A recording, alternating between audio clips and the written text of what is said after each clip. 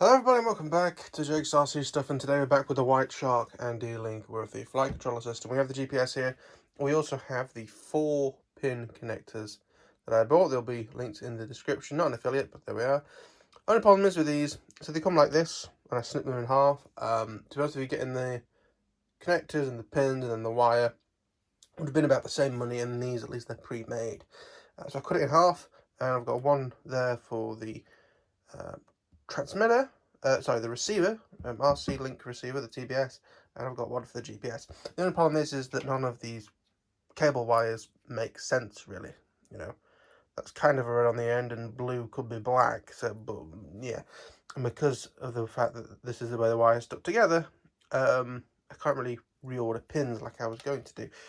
So what we're going to do is actually, there is a yellow and orange wire for transmit and receive on the GPS. There's a yellow and orange here. Fingers crossed they line up. They probably won't, but at least that kind of makes sense to me. And blue can always be black. So we'll do black to blue, red to green, and then we'll deal with the other ones. So let's get the soldering iron on, and we'll see what we can do. I changed my mind. I was going to have to peel these apart to put solder on anyway, or heat shrink, should I say. So I'm just depinning all of them. So all you need to do is lift up the little tabs and pull them out, and then we can put them in any custom order that we like and solder them up accordingly. So bear me a moment, I will get this depinned, get them all soldered up, and show you how I've done that. Okay, so just to show you the solder job. So I've done blue to black because that's the closest. I've done orange to red because that's the closest, and they're the two important ones to get right. And then yellow and green, which actually goes to, well, yellow goes to yellow, basically, and green goes to orange. But these two don't matter if they're plugged in the wrong way around, because that's the transmit and receive wires. Now, what is transmit here needs to go to receive here, and what's transmit here needs to go to receive here. So they need to go to the opposites. But if you plug them in the wrong way around, it just doesn't work. It doesn't blow anything up. So I'm going to get the thingamabob up, the sheet, because you can't really see. Okay. You can actually see transmit and receive just under those pins, so I can wire it up as is. We'll put it back into this black connector, but of course, don't forget, heat shrink time. So we'll get the heat shrink on, we'll get the pin reassembled, we'll get it attached, and it will be done. And voila, it is done, more or less. The cable's a bit longer than I'd like, but never mind. Another thing that's kind of annoying is now this is going to be a little bit short for doing the other side. So I might get another one and cut it so it's a bit longer, and I can go straight from the wing for the TBS into the board. I need to double check exactly where that plugs in. I'm fairly sure GPS plugs in there. I'm almost fairly sure that the thingamabob does as well. But if we can do it all in one wire length that reaches to there, that will be great, or whichever side it is. So, I'll get the pictures up on the laptop and we'll double check a few things. Alright, so we're now looking at doing the first connector for the wings. I have almost all the wires here. I've just forgotten two quite important ones. But what we've got, this is for the TBS. Again, it's all different wires again. So I'm going to take the connector off, solder the wires on, and then repin it in a sensible way. This standard servo lead that's a bit shorter is for the servos.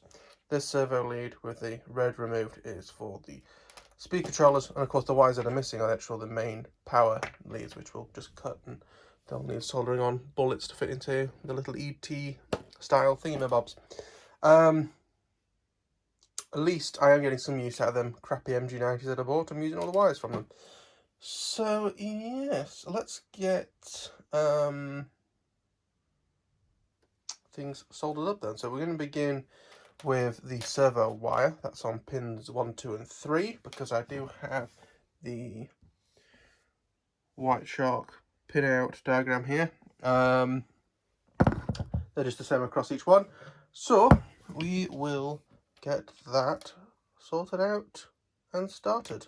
As I say, let's start simple and start with the servo wire. Alrighty, so that's been soldered. Not necessarily my best work. And also, all the pins started moving because I didn't have it in the wing for the scare of knocking wires off on the wing.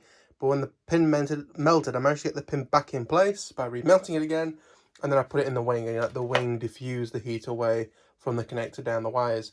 Hopefully nothing's fallen off the backside of that connector. We won't know until we try and plug everything in and see if things go pop or anything like that. But until then, we're going to get this screwed in and plugged in, and see how we go. So if you bear with me, I'll be back in a moment once I've got it screwed in. Okie dokie, so that is everything we've done so far plugged in. So the ailerons in on that.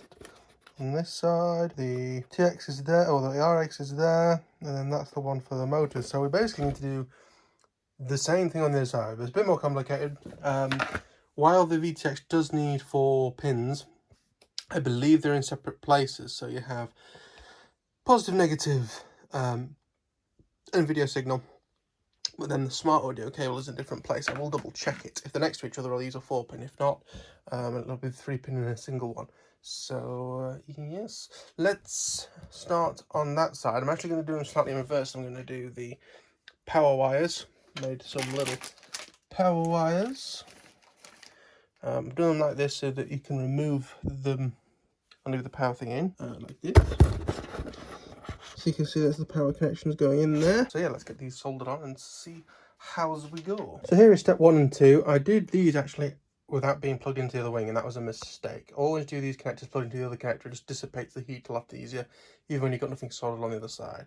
So now that's in, that's for the servo. We'll do the motor next, and then I've actually learned that there is a TX pin directly next to the signal for the video, so I'm going to use one of these pins, all one connector to try and make things as easy as possible. So we'll get that soldered and we'll try getting that connected up. Okay, so that is that connector soldered up, ready to install, but we've had a small disaster that the fin was not glued. I could just tell it because it hadn't been pressed, I don't think, and held there when it went off. And also I don't think this had been sanded properly. You could just peel the glue off the foam. I'm just going to use good old super glue this time, I think. Put some masking tape around the edges, slap some thick glue on, get it stuck down. Okie dokie, so GPS is glued on. I've put them all together because I wanted to do a rough CFG check, considering that most of it's in. Obviously all we've got in the front is the cameras, but other than that, everything is in here. The only thing that I might add is a little strobe on light to the back, but other than that, as I say, everything's here.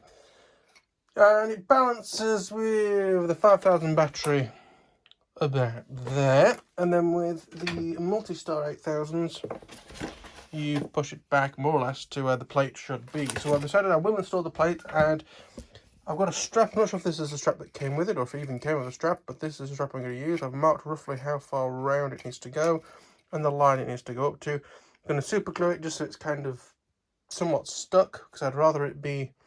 No, actually, I'm not going to glue it. But what I am going to do is make sure that it's roughly lined up with that, so that when it's in, it's in. Now this has already been sanded out. Excellent. This has already been, you see sort of the grain of the sanding block on there, and I'm just going to use super glue.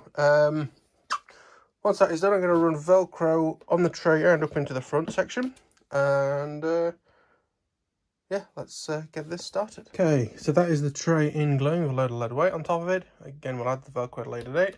What I'm going to do to finish up today is I'm going to glue in magnets for here, magnets for the back of there, and also in the respective canopies. So there and there, and the front canopies in the box still. So let's get that done. Okie dokie, so we've got magnets for the back, just two in the tail, magnets in this as well, and we have a tray put in and some Velcro. We can move things forwards and backwards, plenty there. It's surprising how suddenly, quickly you think, oh wow, we're actually getting towards the end of this. As I say, cameras are going to be our next thing to sort out, because once I've done the cameras I can then laminate this. Once I've decided what I'm doing. I have got a 180-degree servo somewhere that we can try and play with. Also, yeah, so once we've got the cameras done, we can get everything sort of nailed down and nailed in here, and then we're just on to the long-winded process of getting iNav to work on that. So I'll leave it here. Thank you for watching. If you enjoyed, please hit the like button. If you have any comments or questions or anything like that, please feel free to leave it down below. And if you want to see some more of this, remember to subscribe. But thanks for watching. I'll see you in the next one. Bye bye.